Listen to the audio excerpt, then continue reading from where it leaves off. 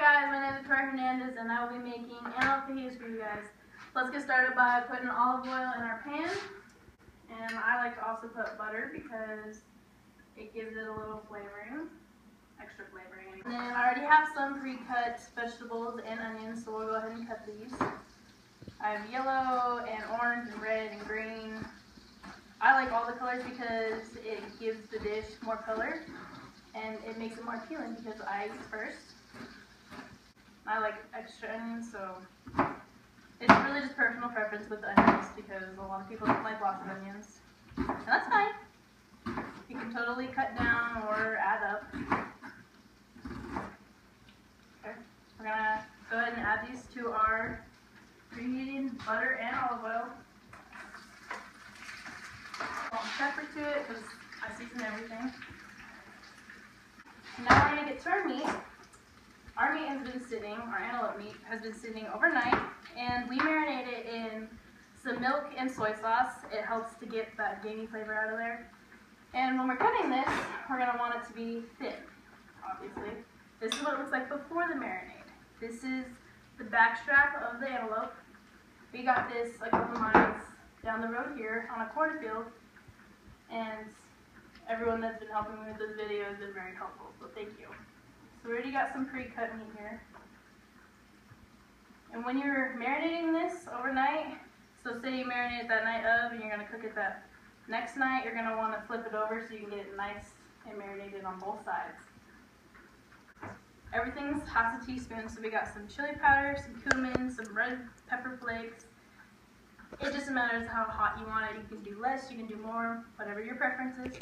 Salt, pepper, and garlic. Okay. We're going to go ahead and put the olive oil on it.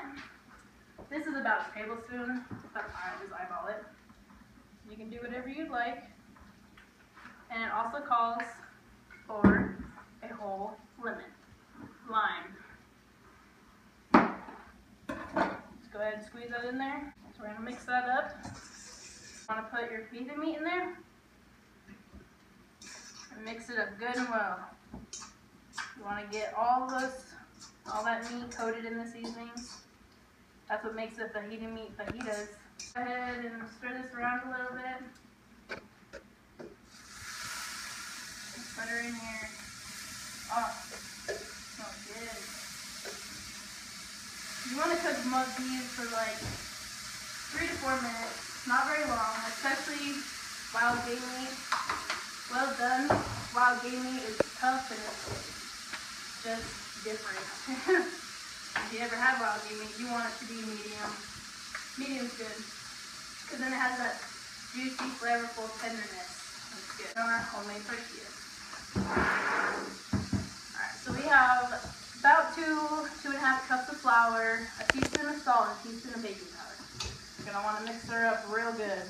You want to make sure you get all these dry ingredients mixed together well. Good. So once you get that done, we have some butter flavored Crisco. This is about a half a cup. You're going to want to take it out and just put it in there. You want to make sure you get it good and fine. It's going to be more like an oatmeal texture. Just like that. Okay, and now we're going to add our water. You want this to be hot. Not so hot where you can't handle the dough, and that's bad. You want this to be hot. This is about 2 cups, cup and a half. I don't put it all in at once because you don't know, it could be more sticky. If it's more sticky, obviously you have to add more flour. And if it's too tough, you have to add more water. So you just want to add, it's just like intervals, small intervals each. We're pretty big tortilla eaters. My grandma's mom taught her, my grandma taught my mom, and my mom taught me. We've been doing it for a while. Okay. We're going to go ahead and put some flour on the counter because you don't want this to stick. You're going to need it. This is what you want your tortilla dough to look like when you are done letting it sit. You're just going to need it just a little bit, not too much. We're going to add a little flour just to wherever it's out of the way, just to the back, just a row of it. Just like that. When we're doing these, you just want to do them just like rolls. Tear them off. Fold them over just like that. Set them in a line. Get your towel. You're going to want to cover it. You don't want dry dough. That's It gives it this crusty layer on the outside. So give it a little flour right on here. So when you're rolling these, unbig it, make it into a pancake-like thing. Put it down. I always like to flour my rolling pin because you don't want it to stick. Not that it should, but just in case. So when you're going over here to cook it, you're going to want to brush the flour off because you don't want that to burn. And our griddle, you want both burners to be on about 5 when you're doing this because you're normally doing 2 at a time, but you don't want to do that. By the time you know it's going to be done, ready to flip over, it'll be bubbling. That's how you can tell if it's done or not. See? Just like that. Both sides. That's so juicy. And they still have color in them and the crunchy, so I like that bite. I'm going to go over here, center the dough down.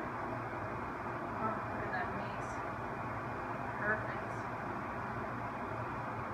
Set some meat down, set some veggies down.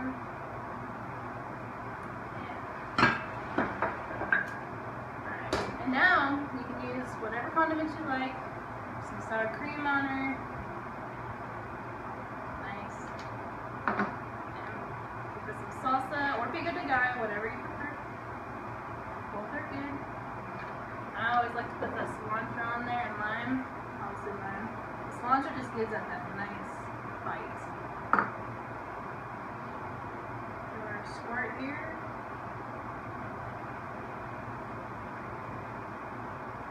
And that's my little fajita.